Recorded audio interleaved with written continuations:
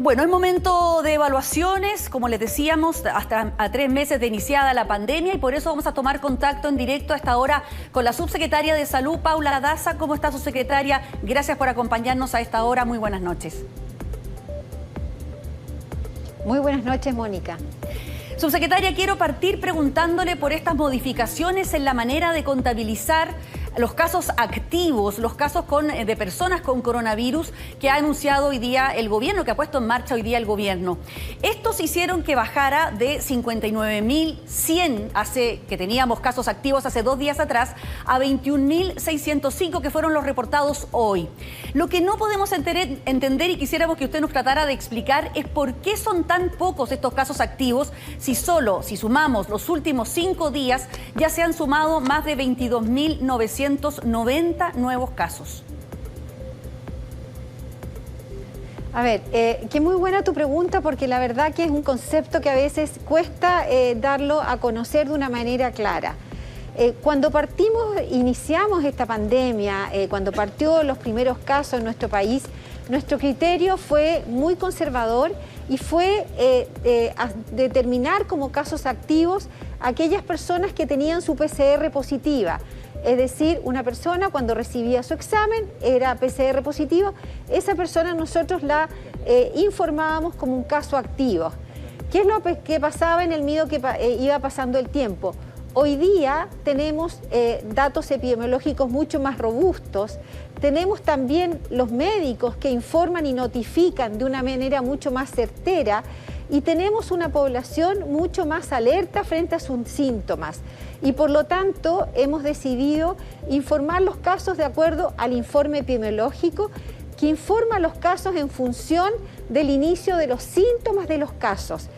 Quiero decir que los casos, todo este total de casos, este número total de casos, son los mismos casos, pero la diferencia es que lo tomamos en periodos, en el proceso distinto. Es decir, estos mismos casos que nosotros estamos determinando hoy día, efectivamente en otro momento, cuando se le informa a la PCR, evidentemente estaba en otro proceso del periodo. Lo que pasa, por eso subsecretaria, se produce esta gran diferencia. Por eso, subsecretaria, es que pareciera que son menos casos, pero usted misma me está diciendo que son en el fondo los mismos casos, pero contados de una manera diferente. Podría dar una sensación, pienso yo, de falsa seguridad o de que están decreciendo los casos. La verdad que el número de casos que nosotros estamos informando día a día son aquellos casos que efectivamente el informe de laboratorio nos ha informado que ese caso es positivo. Y por eso son los casos nuevos que nosotros hemos informado. De acuerdo al informe epidemiológico, el informe de casos activos está relacionado en función del inicio de síntomas. ¿Por qué? Porque hoy día conocemos más del proceso de la enfermedad. ¿Cómo es este proceso que en medicina se llama fisiopatológico? Este proceso de una paciente sana, un proceso de enfermedad. ¿Qué significa? Sabemos hoy día que una persona es infectante desde más o menos 2 días, quizás 3 días antes que empiece con sus síntomas, y sigue siendo infectante al menos 8 días hasta 10 días. Por lo tanto, esa persona, del punto de vista epidemiológico, estaría recuperada del punto de vista epidemiológico, a los 14 días de terminado su periodo, y esa persona ya termina su proceso. Con los datos que nosotros teníamos previamente, informábamos en función cuando llegaba la PCR, o sea, en el otro proceso, quizás más tarde del inicio de síntomas.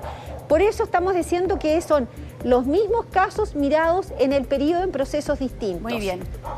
Vamos ahora a la trazabilidad, si le parece, subsecretaria, porque hoy se anunció finalmente que se van a trazar los contactos de los casos contagiados. Muchos expertos decían que esto era clave para detener la pandemia.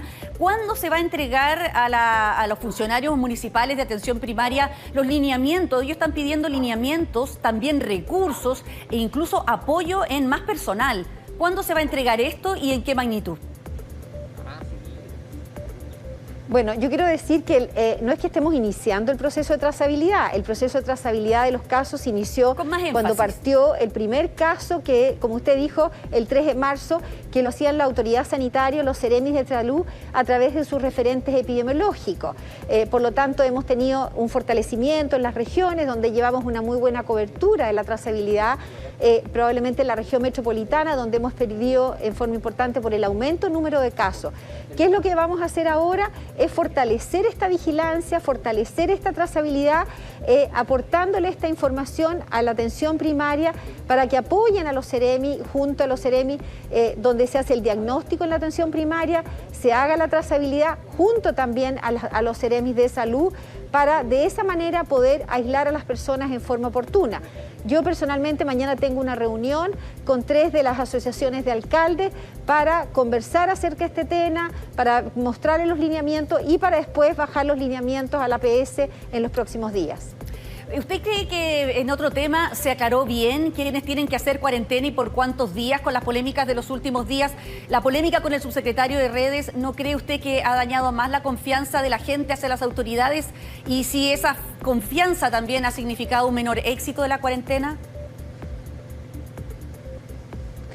Bueno, la verdad que yo no quiero hacer un análisis cuáles son los motivos del éxito o no de la cuarentena. Creo que el éxito o no de la cuarentena depende efectivamente de las medidas que nosotros implementamos como autoridades, de las fiscalizaciones, de la comunicación, pero también aquí hay que dar una responsabilidad a todos los individuos.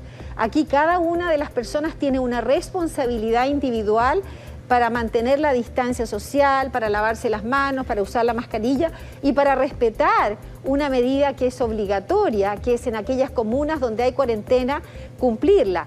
Efectivamente, las fiscalizaciones son fundamentales y es muy importante sancionar a aquellos que no están haciendo la cuarentena como debido, pero también efectivamente tenemos que cumplir todos estas medidas sanitarias que son tan importantes. Subsecretaria, nosotros tenemos que ser súper transparentes, nosotros, ¿sí? No, que no se siente un poco frustrada con el escaso resultado en cifras que hemos podido observar que ha tenido esta extensa cuarentena en la región metropolitana por los mismos motivos que usted mencionaba, que la gente no la está cumpliendo. ¿Por qué no la está cumpliendo? A ver, la verdad que yo no podría darle el motivo, porque yo creo que los motivos por qué no están cumpliendo son múltiples. Hay personas que efectivamente no cumplen la cuarentena por un problema de no tener la sensación de la gravedad de esta enfermedad. Hoy día sabemos que es una enfermedad que afecta principalmente de una manera grave a un grupo etario y sabemos también que los jóvenes probablemente son los que la enfermedad es menos grave, es una enfermedad más leve. Sin embargo, quiero decirles que tenemos un 12% de personas de menos 40 años que están hospitalizadas en unidad de cuidados intensivos.